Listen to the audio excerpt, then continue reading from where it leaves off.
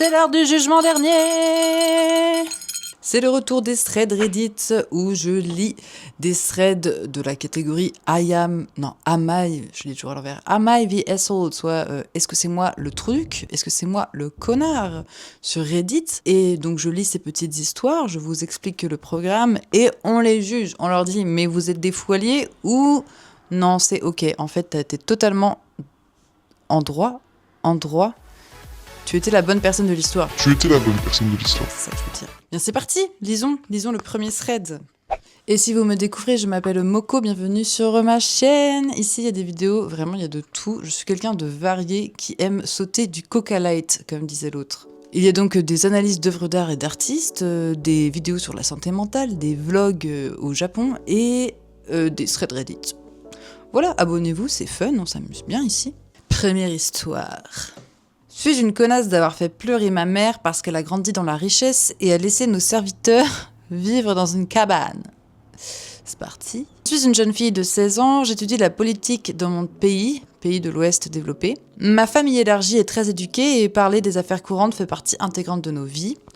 Là où je peux m'énerver, c'est lorsque ma mère, qui a 40 ans, n'est pas d'accord avec moi pendant ces discussions et me fait un traitement par le silence. Bon, elle arrête de lui parler, quoi. Parfois, ça me contrarie, me met vraiment en colère et je l'attaque avec des arguments à propos de son éducation, ce qui la fait pleurer. Bourgeois. Et personne, sauf mes cousins, n'est d'accord avec moi. Pour le contexte, ma mère a grandi dans un pays asiatique émergent où la pauvreté était répandue et l'est encore. Dans une maison de ville de 10 chambres où elle a grandi avec mes grands-parents et mon oncle. Bien sûr, c'est formidable, mais elle insiste sur le fait que c'était normal et qu'elle était en réalité relativement pauvre, parce que tous ceux qu'elle connaissait étaient plus riches qu'elle. Probablement vrai, parce qu'elle a fréquenté une école privée prestigieuse et n'était qu'avec des amis de la même religion, caste et circonstances familiales qu'elle. Cela allait au point où elle et tous ses amis allaient à la même université pour étudier le même bachelor et master, uniquement pour traîner ensemble, car aucun d'eux n'avait l'intention de travailler. Je déteste les bourgeois. Ils n'assistent même à aucun cours et je soupçonne fortement qu'ils aient payé quelqu'un pour passer leurs examens. Ah ouais, nous n'avons pas le même train de vie. On me dit que ce style de vie était attendu et la norme sociale de l'époque, mais je sais avec certitude que mes grands-parents auraient encouragé ma mère à faire ce qu'elle aurait voulu faire. Par exemple, mon arrière-grand-mère, qui était de 2 générations plus âgée qu'elle, a été soutenue lorsqu'elle a voulu étudier la physique à l'université au lieu de se marier à 18 ans. C'est bien. Ma mère a vécu à la maison sans ne rien faire jusqu'à ses 28 ans, à peindre, faire du shopping et socialiser simplement parce qu'elle pouvait. Je lui ai dit qu'elle aurait pu donner sa scolarité à quelqu'un qui en avait besoin, mais elle me dit que je ne comprends pas. Ce qui est plutôt juste, je suppose, parce que je ne comprends pas. Cela ne m'aurait pas du tout dérangé, mais ma mère refuse de reconnaître ses privilèges de quelque manière que ce soit. Sur place, à la maison, vivent des femmes de ménage, des cuisiniers, des chauffeurs, etc. Et ma mère parle souvent de la façon dont son aide ménagère est comme de la famille, parce qu'ils l'ont vu grandir et qu'ils l'ont gâté. Ils sont tous vieux maintenant, mais certains d'entre eux vivent toujours dans la maison, dans une cabane de 2 pièces en métal dans le jardin qui a l'air horrible et exigu, de la taille d'un petit WC. Évidemment, je comprends que cela puisse sembler bizarre de les faire dormir dans la maison, mais j'ai proposé de construire des chambres dans le jardin pour eux, mais on s'est moqué de moi. Et aussi, souvent, ils ne dorment pas dans leur cabane, mais sortent le lit sur le pas de la porte, même si la température est froide et que l'humidité rend cela pire. Cela me rend incroyablement mal à l'aise, mais on me dit qu'ils y sont habitués et heureux, donc tout va bien. Et ils ont apparemment l'air vraiment heureux et s'occupent bien de la famille aussi. À mon avis, si le jardin est suffisamment grand pour accueillir du bétail, des cours de badminton, un verger et occasionnellement une foire itinérante, alors il est assez grand pour construire un logement adapté. Suis-je la connasse? Comment ça, il y a des cours de badminton, une foire, genre il y a une fête foraine carrément dans votre fucking jardin, et du bétail, donc il y a quoi, des chevaux, des vaches, des cochons, des baies, des chèvres. Mais il n'y a pas la place de faire une maison décente pour les serviteurs. Yes, my lord. Bah non, tu n'es pas la connasse, hein. Ta mère est une untitled bitch, hein. Elle ne prend pas compte de ses privilèges, clairement. Et ce n'est pas normal, déjà d'avoir des... Putain, je trouve pas un autre mot que serviteur, mais d'avoir des aides comme ça quand t'es super riche. Enfin, en fait, attendez, je reprends. Parce qu'on peut par exemple avoir des difficultés, avoir des handicaps qui font qu'on a besoin d'avoir des aides ménagères, des cuisiniers, etc. Mais bon, quand t'as tout ce fric en fait, et toute cette équipe t'aider et faire les choses de ton quotidien à ta place... simplement parce que t'es trop riche et qu'en plus ils vivent sur ta propriété. Je veux dire, ça veut dire toute leur vie tourne autour de toi, ta maison, c'est leur environnement en fait. Donc ils n'ont pas vraiment d'intimité et leur espace d'intimité, donc leur maison, apparemment fait la taille d'un chiotte. Bon, c'est de la torture, ce n'est pas humain effectivement. Ta mère devrait faire From SDF to millionnaire là, comme les comme les youtubeurs trop fous là, qui sont trop riches et qui se disent faut que je fasse absolument une expérience sociale. Demain, je jette toutes mes affaires et je vais avec 0 € dans la rue et je vis de SDF et ensuite je deviens millionnaire et en 6 mois, allez, c'est torché. Et MDR, ils finissent toujours par arrêter leur truc parce que ils n'y arrivent pas. Bah oui, parce que c'est un peu plus compliqué que ça en fait, que de vivre à la rue ou d'être sans domicile fixe. Le thread suivant. Am I very old d'avoir dit aux invités de la fête d'anniversaire de ma belle-fille exactement ce pourquoi j'ai mis ma femme dehors. Genre pourquoi il l'a virée de la maison. J'ai 38 ans, j'imagine c'est un mec. J'ai 38 ans, mariée à ma femme qui a 36 ans depuis 7 ans. Elle a une fille nommée Maya qui a 14 ans et qui vient d'une précédente relation. Je l'ai aidée à élever Maya depuis qu'elle a 7 ans. Nous avons eu nos hauts et nos bas et je pensais que nous étions une famille stable. Mais les choses ont changé il y a 3 mois lorsque j'ai découvert que Lena, donc sa femme, avait secrètement pris de l'argent d'un compte d'épargne que nous construisions pour l'éducation de Maya. Au début, je pensais que c'était une erreur, mais après avoir vérifié, je me suis rendu compte qu'elle avait retiré des petites sommes pendant presque 1 an. Quand je l'ai confrontée, elle a admis. Elle a dit que c'était aussi son argent et que je ne comprenais pas son stress. Le problème n'était pas l'argent. C'était qu'elle m'avait menti à plusieurs reprises, même quand je lui ai demandé directement. Je lui ai dit que je ne pouvais plus lui faire confiance avec quelque chose d'aussi important que l'avenir de Maya. Je lui ai dit de quitter la maison. Ah oui, genre direct, il n'y a pas de... Ce n'était pas une décision que j'ai prise à la légère. Je sentais que je ne pouvais pas continuer à vivre avec quelqu'un qui était financièrement malhonnête et désinvolte à ce sujet. Cette semaine, c'était l'anniversaire de Maya. Donc il y avait ma femme et moi, et nous sommes restés cordiaux pour l'anniversaire de notre fille. Tout allait bien, puis Lena a commencé à dire aux gens que je l'avais jetée pour rien et elle s'est présentée comme la victime. Elle a dit que j'étais contrôlant et a exagéré la situation. J'ai expliqué la vérité aux personnes qui demandaient ce qui s'était passé. Je leur ai parlé des économies manquantes, des retraits répétés et de la confiance rompue. Je ne l'ai pas insultée, je leur ai juste dit pourquoi on lui avait demandé de partir. L'ambiance a immédiatement changé. Certains invités avaient l'air choqués et Lena était furieuse. Elle a quitté la fête tôt en me disant que je l'avais humiliée. Maintenant, sa famille me traite de salaud pour avoir étalé le linge sale à l'anniversaire d'un enfant. Ils disent que j'aurais dû me taire pour le bien de Maya. Moi, j'ai l'impression que je me défendais seulement. Alors, suis-je le connard ? Il nous manque des détails. Je ne sais pas pourquoi il ne l'a pas confrontée pour savoir ce pourquoi elle prenait de l'argent. Parce que moi, à quoi je pense, je me dis peut-être elle a des frais médicaux dont elle ne veut pas parler et qu'elle doit payer. Peut-être qu'elle souffre d'une addiction et donc elle a besoin de piquer dans la caisse pour acheter la substance dont elle est addicte. Enfin, il peut y avoir tellement de choses différentes. Si par exemple c'est des frais médicaux, c'est différent d'une addiction. Il y a peut-être moins un sentiment de trahison. Donc je pense qu'il faut éclaircir déjà cette partie. Et sinon, oui, je pense que c'est une humiliation d'en avoir parlé devant tout le monde à la fête de l'anniversaire de la fille. Il aurait pu le faire plus en privé. Et puis, surtout qu'on ne sait pas la raison pour laquelle elle pique de l'argent. Bien sûr, ça brise la confiance. Et c'est pas cool que ce soit dans l'argent gardé de côté pour sa fille. Mais bon, c'est sa fille. Et dans l'histoire, il ne dit pas qu'elle la traite mal. Donc, j'imagine qu'elle aime sa fille. Et que si elle pique dans la caisse, c'est qu'il y a une raison plus profonde qu'il faut chercher. Cette histoire venait juste d'être postée, donc on n'a pas plus d'update. Je vous propose donc de passer à la suivante. Ah oui, j'avais oublié le détail dans lequel il la vire de la maison. Pareil, c'est too much. On n'a pas assez de détails pour comprendre pourquoi il la vire de la maison. Surtout que c'est pas sa fille biologique, c'est la fille biologique de sa femme. Donc bon, il l'a pas laissé pareil comme ça. Bon, on passe au prochain thread. Suis-je le connard pour avoir envoyé les captures d'écran de mon ex à sa fiancée après qu'elle m'ait demandé ce qu'il se passait ? Croustillant. J'ai découvert que mon ex était fiancé. Bon, j'imagine que c'est une femme qui écrit, mais elle ne nous le dit pas. J'ai découvert que mon ex était fiancé parce que sa fiancée m'a envoyé un message après avoir vu nos échanges sur leur iPad partagé. Oh my god.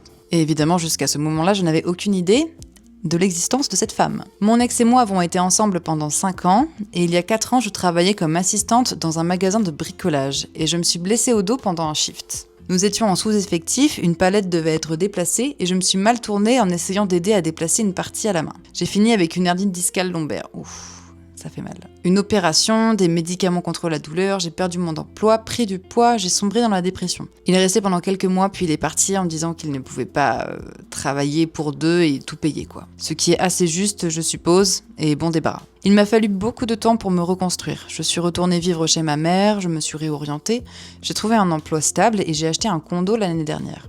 Et puis le parasite, elle a écrit le parasite, m'a envoyé un message de nulle part il y a quelques mois. Au début, c'était un peu innocent. Il me demandait comment j'allais, il se demandait toujours si je le détestais. Question débile honnêtement, tu m'as laissé à mon plus bas, je ne vais certainement pas te remercier pour ça. Puis ça s'est transformé en regret, mauvais timing, et je pense encore à nous.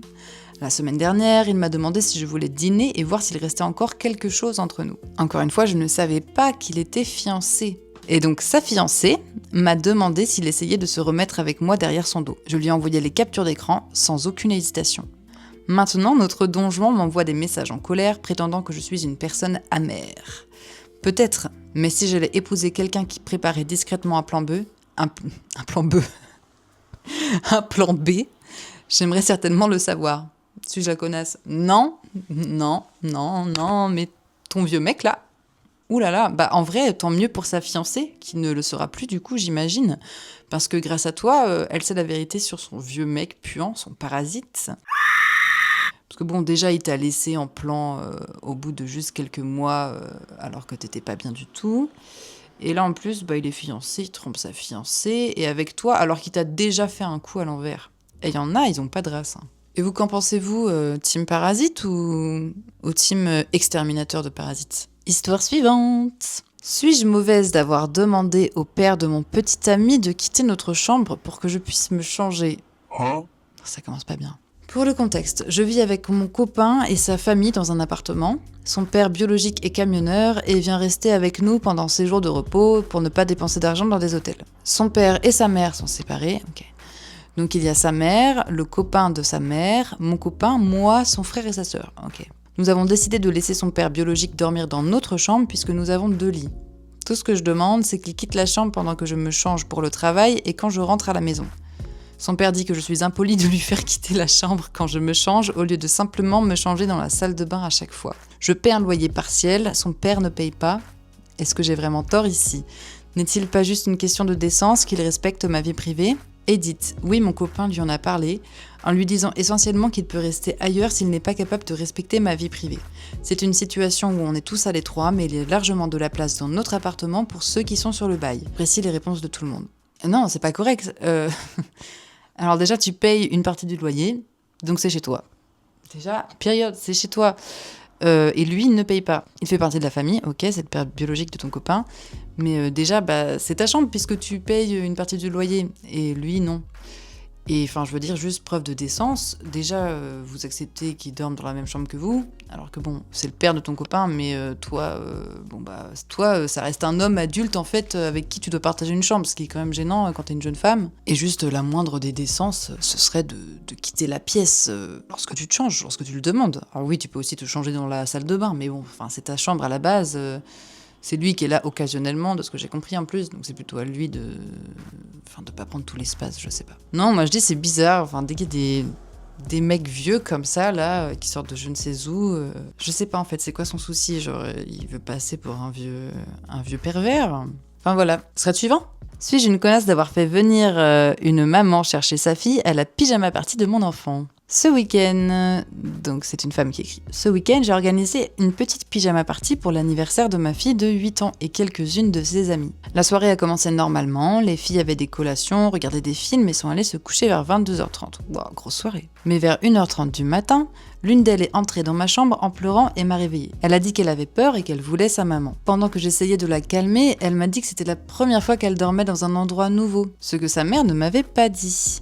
Et je fais donc de mon mieux pour essayer de la réconforter. Je me suis assise avec elle, je lui ai apporté un verre, mais elle continuait de pleurer et de s'énerver, répétant qu'elle voulait rentrer chez elle. J'ai laissé passer un peu de temps, mais ça ne s'améliore pas. À ce moment-là, j'ai pensé qu'il ne serait pas juste de la forcer à rester quelque part où elle n'était clairement pas heureuse. J'ai appelé sa mère et demandé si elle pouvait venir la chercher sur le champ. Sa mère est arrivée, mais elle avait l'air agacée. Le lendemain matin, elle m'a envoyé un message en disant qu'elle aurait souhaité que j'attende le lendemain matin pour venir la chercher. Ce qui m'agace, c'est que moi, je n'ai pas été prévenue à l'avance que c'était sa première pyjama party. Et je ne trouve pas ça juste d'utiliser la maison de quelqu'un d'autre, surtout pendant la fête d'anniversaire de leur enfant, comme test cobaye pour voir si ça fonctionne de dormir ailleurs. Je ne suis pas du tout en colère contre la petite fille, mais je suis désolée pour elle. Je ne pense pas non plus que c'était mon rôle de gérer ce niveau-là de détresse toute la nuit. Je me demande si j'aurais dû rester éveillée un peu plus longtemps avec elle pour voir si elle serait retournée se coucher et essayer de tenir jusqu'au matin comme m'a dit sa mère. Alors, qu'en pensez-vous ? Ben non, moi je pense que c'est très juste en fait. Si t'as une petite fille, tu essaies de la calmer, mais bon bah ça fonctionne pas. Enfin, ça sert à rien de la laisser dans un état de détresse comme ça, où elle est anxieuse, elle est pas bien. Je pense que ça arrive à tout le monde, hein, quand on est enfant d'aller dormir chez des amis, et au final, crise de panique, ça fait trop peur et on veut rentrer chez soi. Je pense qu'à partir du moment où tu laisses ton enfant dormir chez des parents d'autres enfants, faut que tu sois prêt justement à prendre la voiture pour retourner la chercher ou le chercher si ton enfant se sent pas bien. C'est un peu le deal, quoi. Et puis effectivement, je pense qu'elle aurait dû prévenir la maman qui gardait son enfant que c'était sa première pyjama party et qu'elle avait jamais dormi ailleurs que chez elle. Comme ça, au moins, elle aurait su que cet enfant pouvait être anxieuse. Donc non, pas du tout la connasse. Bah non, tu as bien agi au contraire. Est-ce qu'on s'en fait un petit dernier ? Ouais, c'est parti. Suis-je une horrible personne pour vouloir quitter mon mari après des années à me sentir ignorée ? Je suis une femme de 25 ans et mon mari a 28 ans. Nous sommes mariés depuis 3 ans et ensemble depuis 8 ans. Depuis 2 ans, je me sens complètement ignorée dans notre relation. Chaque fois que j'essaie de parler de mes sentiments ou de travailler sur nous, il ne veut pas et il évite le sujet. Ça m'a fait me sentir seule même si nous vivons ensemble. Plus tôt cette année, j'ai été diagnostiquée avec une dépression et j'ai du mal à dormir. Quand j'ai essayé d'en parler, il a démissionné et a dit que c'était probablement parce que notre meilleur ami est décédé en décembre 2025. Bien que cette perte m'ait bien sûr affectée, nos problèmes de couple ont commencé bien avant cela. Un autre gros problème a été les enfants. J'en ai voulu, mais chaque fois que j'en parlais, ça se transformait en dispute. Finalement, j'ai arrêté d'en parler et j'ai commencé à me concentrer sur moi-même à la place. Récemment, nous avons eu une grosse dispute. Il m'a traité d'égoïste et a dit que ce n'était pas le bon moment pour des enfants et que je voulais juste de l'attention. Ça m'a vraiment blessée. Je lui ai dit que je pense que nous devrions nous séparer et comprendre ce qui nous rend vraiment heureux. Maintenant, il dit que je le rends heureux et que nous pouvons réparer les choses, mais j'essaie depuis des années et rien n'a changé. Je prends aussi des médicaments depuis 1 mois environ et je sens toujours la même chose concernant notre relation. Pour rendre les choses encore plus confuses, il dit maintenant qu'il veut des enfants cette année. Il avait juste peur de ne pas être un bon père. J'en suis arrivée à un point où je ne sais même plus ce que je veux. Et je lui ai dit que j'avais besoin de temps. Mais nous vivons toujours ensemble et il n'arrête pas de demander quand je serai prête. Mais je ne me sens pas prête, honnêtement. Je me sens émotionnellement épuisée. Suis-je une connasse de vouloir partir ? Non, sauve-toi toi-même, va-t'en, va-t'en. Tu es avec un mec nonchalant qui n'en branle pas une. Ma phobie. Déjà, la preuve en est, depuis 8 ans de relation, à chaque fois que tu essaies d'avoir une discussion mature entre 2 adultes avec ton mari, il refuse de parler. Enfin, pardon, mais c'est pas possible, en fait, tu peux pas être avec un mec comme ça, c'est pas possible. Tu tombes en dépression, il dit, bah oui, c'est à cause de notre ami qui est décédé. Alors c'est sûr, c'est touchant aussi, mais a priori, là, la raison de ta dépression, c'est parce que tu as une charge mentale pas possible dans ce couple et que tu es malheureuse. En fait, bien sûr que c'est dur de quitter quelqu'un avec qui on est depuis 8 ans, si ça se trouve, tu le connais même depuis encore plus longtemps. Mais en fait, la seule personne responsable de notre bonheur, c'est nous-mêmes. Et si tu n'es pas épanoui dans cette relation, il faut partir. Il faut te choisir toi. Et là, tu vas sortir de ta dépression, je peux te le dire. Ça va te changer. La dépression est liée à des facteurs, et ici, c'est lié à l'environnement. Si tu supprimes l'environnement, ça ira déjà mieux. Et puis, peut-être que là, maintenant... alors là, il est sûrement en mode « Oh là là, ma femme va partir, il faut que je lui donne ce qu'elle veut, donc un enfant. » Sauf que vu la toxicité de votre relation, c'est pas le moment pour avoir un enfant. Et en plus, là, c'est sûrement toi qui vas tout taper tout le travail. Hein. Le travail, la charge mentale pour l'enfant. Lui ne va rien faire de plus. Et bon, ce sera encore plus dur de divorcer quand vous aurez un enfant. Donc moi, je te propose de divorcer maintenant. Et puis, dire que tu veux de l'attention parce que tu veux un enfant. Donc il est très conscient qu'il ne te donne pas l'attention que tu mérites. Et que lui doit te donner en tant que mari. Et puis, juste même en parlant d'enfant, si tu te maries à quelqu'un qui ne veut pas d'enfant, mais que toi, tu en veux absolument, enfin que vous deux, en fait, vous n'allez pas changer d'avis là-dessus, sachant que vouloir des enfants, c'est quelque chose de puissant, quoi. En général, on n'a pas envie de faire des compromis là-dessus. Déjà ça va pas fonctionner. Enfin, je veux dire, ne vous mariez pas avec quelqu'un avec qui vous n'avez pas les mêmes objectifs de vie. Alors je sais bien c'est plus facile à dire qu'à faire, mais c'est logique du coup. Franchement, si tu es diagnostiqué de dépression, c'est ton corps, ton cerveau, tout qui t'envoie le signal de... Il faut que tu arrêtes, tu t'épuises. C'est ce qu'elle dit à la fin, je suis émotionnellement épuisée. Donc j'espère que tu auras le courage de partir. Tu mérites mieux, tu mérites de te choisir. Quelqu'un dans les commentaires dit « Ma belle, tu devrais totalement accepter une vie sans joie, ni d'être aimée comme tu en as besoin. Fais toute la gestion de la maison, accepte que tes sentiments n'apportent pas. » Alors c'est ça, c'est genre, pourquoi te condamner en fait à une vie misérable? Quelqu'un d'autre dit « Tu n'es pas en tort de vouloir partir, c'est la bonne décision. S'il veut seulement résoudre les problèmes et avoir des enfants après que tu menaces de partir, il n'est pas intéressé par une véritable solution à long terme, il veut juste que tu te taises. » Voilà.